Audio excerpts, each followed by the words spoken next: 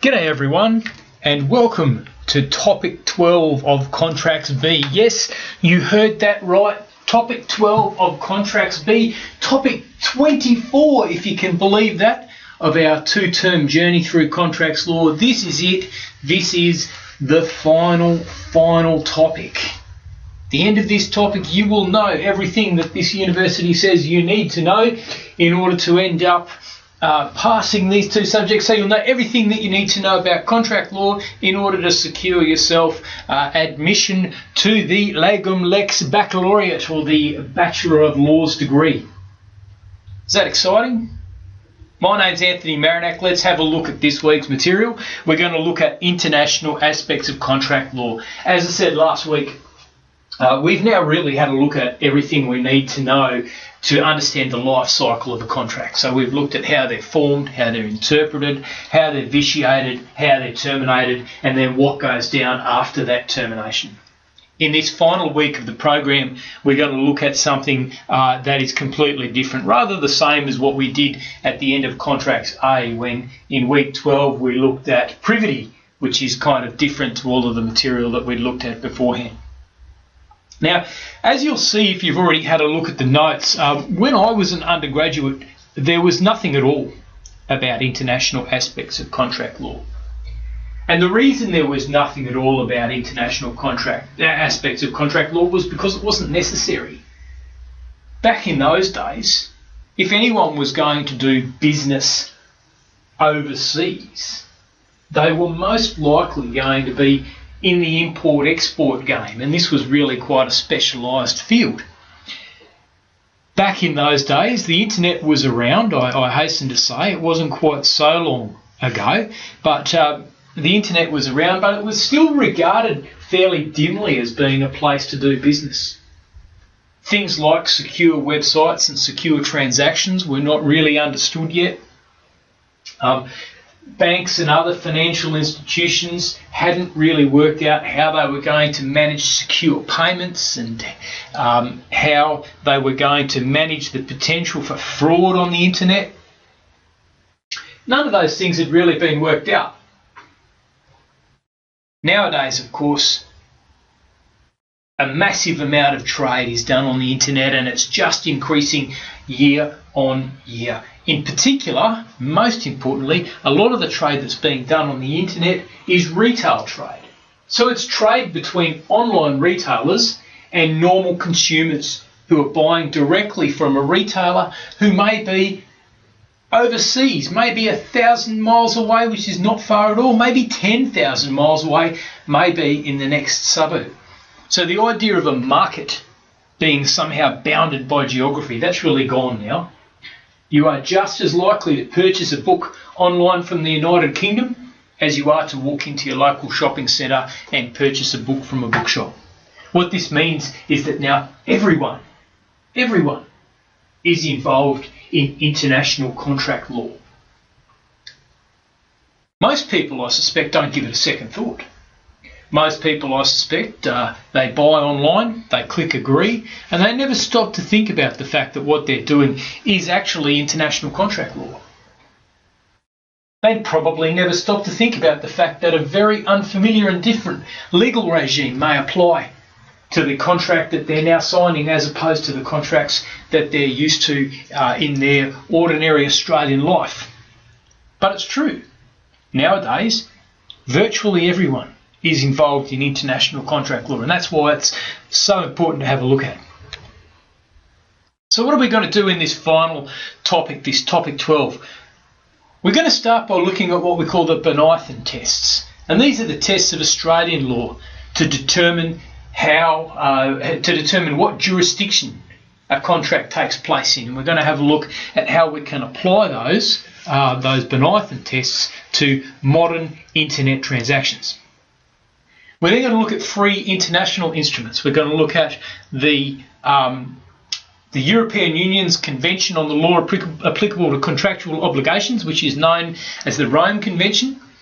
We're going to look at what's called the UNIDROIT Principles, which are a set of principles that are privately developed.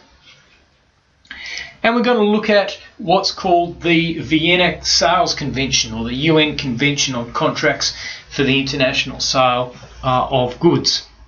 So let's have a look at all. Let's get cracking and have a look at all four of those in the next half an hour or so. We'll start with the Bonython tests. Now, the Bonython tests are a purely Australian beast, and these developed in the case of Bonython and the Commonwealth. This was a 1950 case reported in volume 81 of the Commonwealth Law Reports, commencing on page 486. Now, you might remember from when we talked about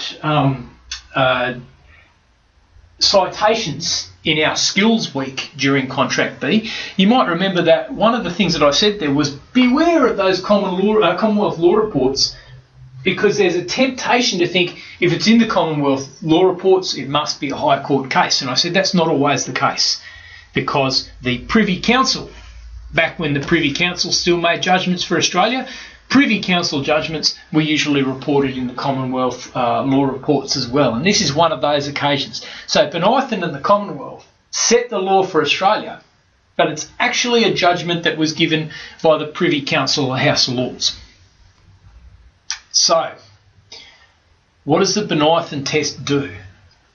Well, the Bonython test accepts that sometimes there's going to be confusion or dispute about the relevant jurisdiction for a contract when parties are in different jurisdictions.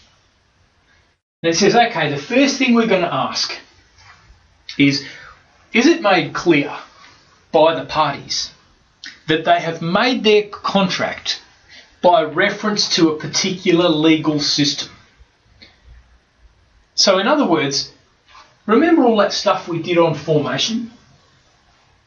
When we did all that stuff on formation way back in Contract A, what we were really doing is saying, this is the system of law which applies in Australia for those who wish to make contracts. Now, if we were in a university in, say, Germany, then we would be saying, this is the system of law by which people can make contracts in Germany. And it might be identical, it might be a little bit different. What you can see is that when someone makes a contract, when they're intending to make a contract according to law, they do so by reference to one legal system or another.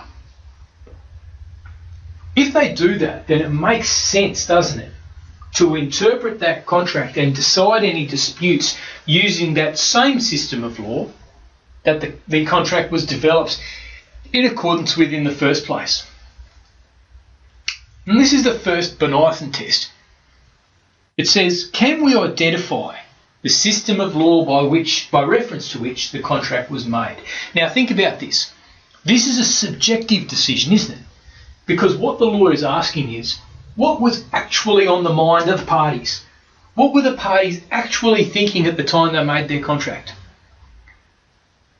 Which laws were they actually trying to apply at the time they made their contract? How do you tell? Because that's the obvious next question, isn't it? How's the court going to tell what system of law was being used to develop the contracts? Well, there's two ways.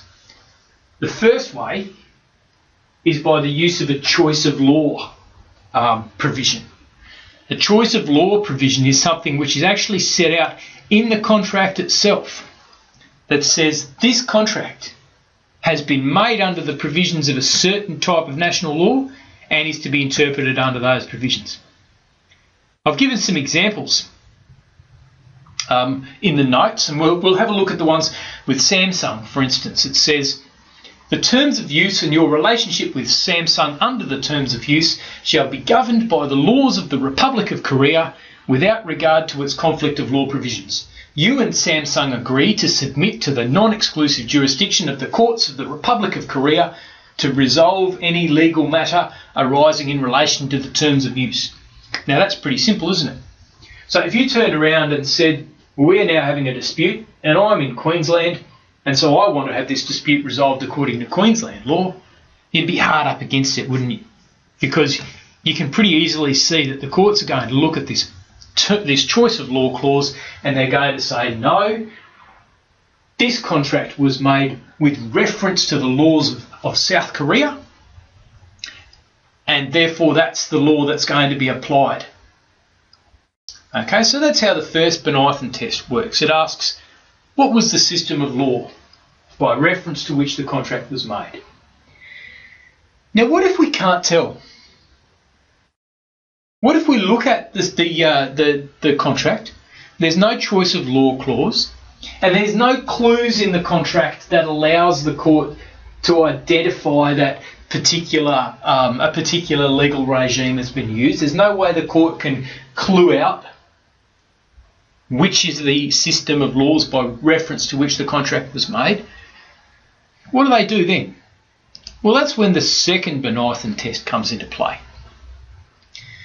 The second Bonython test says that the court will look for the jurisdiction with which the transaction has its closest and most real connection. Its closest and most real connection. Now you can see straight away there's a difference there, isn't there? Because we're not talking anymore about a subjective choice. We're talking about an objective choice. We're saying it doesn't actually matter anymore what the parties specifically wanted to do. What we're saying now is, what would a reasonable person believe they were trying to do? If a reasonable person would believe they were making this contract if a reasonable person would believe that the Queensland jurisdiction has the closest and most real connection with this contract, well, then we're going to apply Queensland law. We're not asking what the parties wanted. We're asking what the reasonable person thinks. So it's an objective choice, an objective test. How do they work it out, though? And this is where we get to the really tricky bit, because there's not a test I can give you. I can't tell you, oh, well, wherever the goods are delivered to, that's the jurisdiction with which the transaction has its closest and most real connection. Or wherever the goods are delivered from, or wherever the contract is actually made, or wherever the servers are sitting, or anything like that. The courts have to look at the facts as a whole. And this is where you need a jolly good advocate standing up for you in the courtroom to demonstrate to the court what the connection is between the contract and the jurisdiction that you're arguing for in terms of having the contract decided according to the laws of that jurisdiction. So it's based on the surrounding facts, but those facts are going to be determined by the court on whatever basis makes sense for the court. Now, isn't it interesting that this 1950 case, Bonython, set up a system, set up some rules that apply perfectly well in the internet age. There's no reason why we can't apply the Bonython tests in the internet age. There's no reason why we can't look, just as we did with Samsung a few moments ago, there's no reason that we can't look to a contract and say, has there been a decision made to choose a legal system? And there's no reason why we can't look at the transaction and say, which jurisdiction has the closest and most real connection? Now, of course, with internet transactions, that may be quite difficult because various aspects of the transaction may be happening in entirely different jurisdictions. But there's still fundamentally no reason why a court can't go about the task of looking at the facts and making a decision. So here we have the Bonython tests made decades before the internet was even a conceivable possibility, still being perfectly able to be applied in the modern day. That's the law in Australia. That is the way that you should determine any contractual choice of law for any Australian or any contract where there's any suggestion that Australian law might apply to determine the jurisdiction. So for your problem questions and for your examination, the Bonython test is the one that you're almost certainly going to have to apply. There are some others, though, that we need to look at and learn about. The first of those that I'm going to discuss is the Rome Convention. Now, the Rome Convention is a document or is an instrument of the European Union. Australia, for obvious reasons, is not a member of the European Union. And so the Rome Convention is not binding on Australia. However, the Rome Convention is binding on a bunch of the world's biggest and most important economies. And the Rome Convention is binding on a bunch of economies with which Australia and Australians do a lot of trade. So the Rome Convention is still going to influence the way that a lot of those countries and companies do business. So what does the Rome Convention do? Well, strangely enough, the Rome Convention does pretty much the same thing as the Bonython test. You see, Article 3 of the Rome Convention, which is headed Freedom of Choice, says a contract shall be governed by the law chosen by the parties. Now that sounds pretty much like a Bonython test, doesn't it? If the parties have made a selection, if the parties have made the law made the contract by reference to a particular system of law, that's the one we should apply. The Rome Convention suggests that probably the best way to show which law was chosen by the parties is to have it either in the contract itself or readily identifiable from the surrounding circumstances. Again, this sounds pretty much like the Bonython test, doesn't it? It's almost indistinguishable.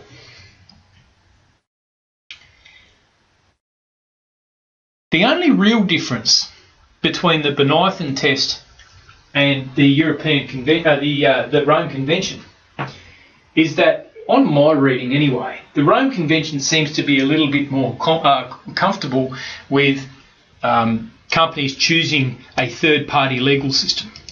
So there's nothing really wrong with under the Rome Convention for, say, a Spanish company doing business with a French company to decide that their transactions are going to be determined according to German law. That seems a little bit odd. Seems a little bit out of step with the Bonython test, but I think the Bonython test could still be stretched to make that work. So at the first step, selection of law by the parties, the Bonython test and the Rome Convention are pretty much the same. The second test in the Rome Convention is Article 4, what's called default law. And this one says that contract shall be governed by the law of the country with which it is most closely connected. Well, hello, that is very, very similar, isn't it? Almost word for word what we have in Australia in the Bonython test. Okay, so we're still looking at the closest and most real connection under the Bonython test, or the country with which it is most closely connected under the Rome Convention. So again, if you're Australian and you're dealing with a company in a country that is bound by the Rome Convention, even though the authorities are different, the outcome's looking pretty darn similar. The big difference between the Rome Convention and the Bonython test, though, comes in Article 5, which refers specifically to consumer contracts. And I actually am really impressed by Article 5. I think Article 5 is a great provision in the Rome Convention, because what it says is that a consumer cannot be bound by a choice of law clause if the choice of law clause would deny them consumer rights which they would have in a purely domestic contract. So if you've got a consumer who's in, say, Italy, and they have consumer protections under Italian law, and they agree to undertake a contract with someone in Spain according to Spanish law, well, they will still be entitled to those consumer protections which they would ordinarily have under Italian law. Do you see? The parties are able to choose their own law. The parties are able to choose the jurisdiction that they want to be able to enforce the contract in, but not in such a way as to deny the consumer rights and protections which they otherwise would have. I think that's pretty cool. That's the Rome Convention. The second one I want to have a look at, the second of the international instruments I want to look at, is called the UNIDROIT Principles. Now, for the UNIDROIT Principles to make sense, you have to understand a little bit about international law. You see, international law is a bit different to domestic law, partly because there's no such thing as an international parliament. Regardless of what you might think, the United Nations General Assembly is not an international parliament. There's no sovereignty in any international institution. What we refer to as international law comes from a range of sources. It either comes from agreement between nation states, or it comes from observation of the customary practice of nation states, or alternatively, sometimes it comes from what are regarded as the writings, as the persuasive academic writings from around the world. So you can actually have documents that are prepared by academic people which end up getting such widespread acceptance that they are regarded as forming part of international law.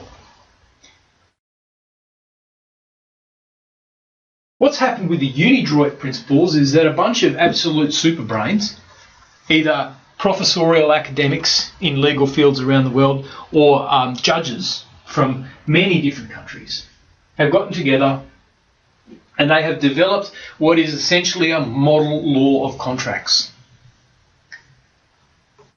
Now, this model law of contracts doesn't belong to any one jurisdiction. It doesn't reflect any specific single company's law of contract, any individual country's law of contract. What the UNIDROIT Principles do is say, look, here is an independent model. We think it's a pretty good one, and we would like to encourage different companies to take this model up. And we think if you do, it'll work. When you have a look at the UNIDROIT Principles, they actually are really quite excellent. It's a massive piece of work that's been done, it's been used brilliantly. It is open to companies who are contracting with one another across national borders to say in their choice of law clause, we believe that this contract should be determined according to the UNIDROIT Principles. Now, there's no real statistics available on how many companies have done that, but it seems like a pretty sensible thing to do. The other thing is that the UNIDROIT Principles are there so that countries can, if they wish, simply say the contract law of our country will henceforth be according to the UNIDROIT Principles. And if enough countries did this, then sooner or later the UNIDROIT Principles would start to be regarded as being the universal law of contract. Now, that hasn't happened yet, and to be honest, it's probably not likely to happen, and if it does, it won't be for a very long time. But that doesn't make the UNIDROIT Principles any less of an excellent endeavour. They really have been helpful just simply for the fact that you have some of the greatest legal brains in the world when it comes to contract law determining what model contract law should look like. Finally, and yes, you heard that right, this is the final piece of information that we're going to look at in this entire course. Finally, we come to the Vienna Sales Convention. This is properly termed the United Nations Convention on Contracts for the International Sale of Goods. How does this work? It is a UN convention. What this means is that it is a multilateral agreement by a range of countries. The countries have signed up. They have said, we will be part of this agreement. We will accept that this agreement shall be binding upon our nation. Australia has signed up. Australia is a signatory to the UN Convention on Contracts for the International Sale of Goods, known as the Vienna Sales Convention.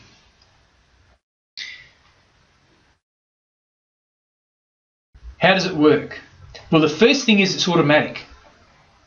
Okay, it automatically binds companies which are doing business over borders if both of the countries where those companies are signatories to the Vienna Sales Convention. If one of them is outside the jurisdiction of the convention, then it won't apply. But if both of them are within the jurisdiction of the convention, if both of them are in countries which have signed up, then the Sales Convention automatically applies despite anything else in national law. The second thing is it only applies to contracts for the international sale of goods.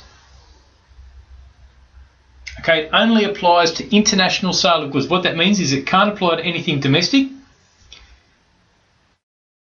and it can't apply to international sales of services. Okay, only goods and only international. The next restriction is that it only applies to business transactions. It does not apply to consumer transactions. If I ask you in an exam about applying the Vienna Sales Convention to a consumer transaction, I'm being cheeky. Don't let me get away with it. The answer to the question is the Vienna Sales Convention does not apply. And the reason it does not apply is because it doesn't apply to consumer transactions. Now what this means, of course, is that the Vienna Sales Convention applies to a relatively narrow field of international transactions, usually being undertaken by fairly sophisticated contracting parties because we're talking about business to business. Within those fairly narrow bounds, the Vienna Sales Convention is quite comprehensive. It makes all sorts of rules about all sorts of stuff. And those rules then bind those parties despite any other decisions they might make. For our purpose, as long as you know the Vienna Sales Convention is out there, and as long as you know that it only applies between signatories, it only applies to the international sale of goods, and it only applies to business and never to consumer transactions, then you're safe. Oh my God, we're done. We are done. After 24 of these lectures, after 2 terms for you poor guys out there studying, we have finished. We've completed topic 12. We've talked about the key question of which jurisdictions laws will apply when trade goes across borders. We've worked our way through the Bonython tests, the 2 Bonython tests. We've looked at the Rome Convention, which is basically the Bonython test plus a bit of extra protection for consumers. We've talked about the UNIDROIT Principles and the fact that these are a private arrangement set up for others to pick up if they wish.